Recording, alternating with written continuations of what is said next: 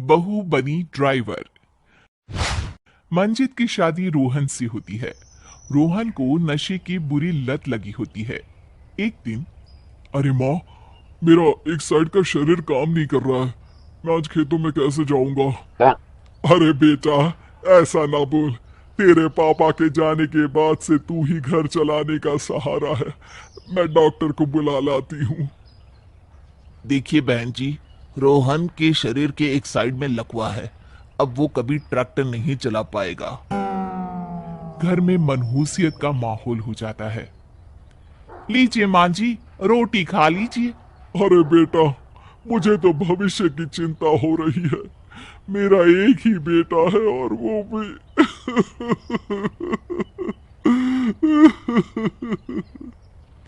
मां जी, आप चिंता न करें।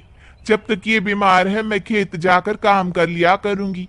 वैसे भी नशे के कारण इनका शरीर काफी कमजोर हो गया है। अगले दिन मंजीत खेत में जाकर काम कर शाम को घर लौटती है। ये ले बेटा, पानी पी ले। कैसा रहा काम का पहला दिन? माँ जी, काम तो ठीक है, लेकिन मैं अगर ट्रैक्टर चलाना सीख लूँ ना तो काम और भी आसान हो जाएगा। अरे बेटा, दुनिया क्या कहेगी कि औरत होकर ट्रैक्टर चला रही है? माँ जी, या तो हम दुनिया देख ले या अपना घर, कोई बात नहीं। जब ये ठीक हो जाएंगे तो सब ठीक हो जाएगा।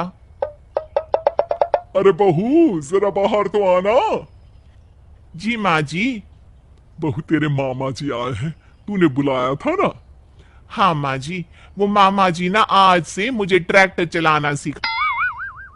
मंजित मामा से ट्रैक्टर चलाना सीखती है। वो मन लगाकर खेतों में काम करती है। और एक दिन, माँ जी, पता है इस बार पूरे गांव में सबसे ज्यादा फसल का उत्पादन हमारे खेतों में हुआ है। इस साल तो खूब पैसे आएंगे। हाँ। सास खुश नहीं होती है। वो चुपचाप वहां से जाने लगती है। तभी मंजित उसे रोक लेती है। क्या हुआ माँ जी, आपको खुशी नहीं हुई? बेटा, आज डॉक्टर साहब बोल रहे थे कि रोहन के ठीक होने के लिए 5 लाख रुपए की जरूरत है। समझ नहीं आ रहा क्या करूं। मंजित शांत हो जाती है। अगले दिन सास मंजित के पास आती है। बेटा, ये मेरे गहने हैं। इसे अपने गहनों के साथ जोड़कर सुनार को दिया। जितने पैसे हो लिया, डॉक्टर को आज ही देने हैं। मंजित अपने गहने और सास के गहनों को लेकर दुकान में बेचकर पैसे लेकर घर आ जाती है। माँ जी, सिर्फ 3 लाख रुपए का ही इंतजाम हो पाया है। बाकी के पैसे कैसे आएंगे? बेटा, अब तो एक ही चारा है। हमें जमीन भी बेचनी पड़ेगी। माँ, खेत बेच देंगे तो खाएंगे क्या? अरे बेटा, कोई दूसरा चारा भी तो नहीं है। रोहन ठीक हो जाए तो वो मेहनत करके इससे भी बड़ी जमीन ले लेगा।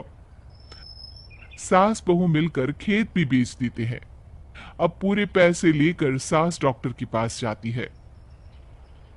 डॉक्टर साहब, ये लीजिए सारे पैसे। बस किसी तरह मेरे बेटे को ठीक कर दीजिए।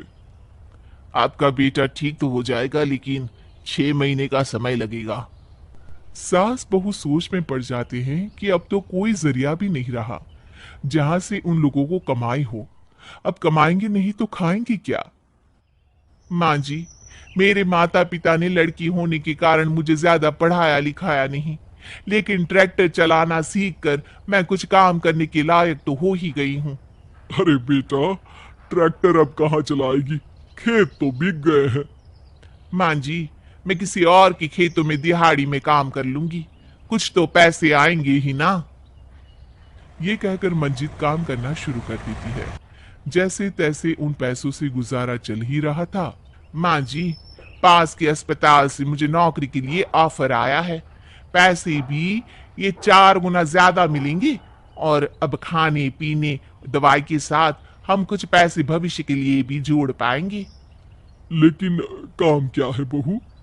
माँ जी, मुझे अस्पताल की एम्बुलेंस चलानी है। अरे, तू तो मेरी बहू नहीं, बेटा है बेटा। जरूर जा बेटा। और हाँ, तूने पूरे गांव में एक मिसाल कायम कर दिया कि हर काम हर कोई कर सकता है।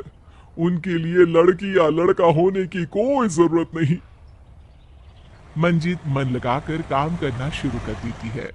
आगे जाकर वो खुद का एम्बुलेंस भी खरीद लेती है और अब तो उसका पति भी ठीक हो जाता है और सब पहले से भी ज्यादा खुशहाल जिंदगी जीने लगते हैं।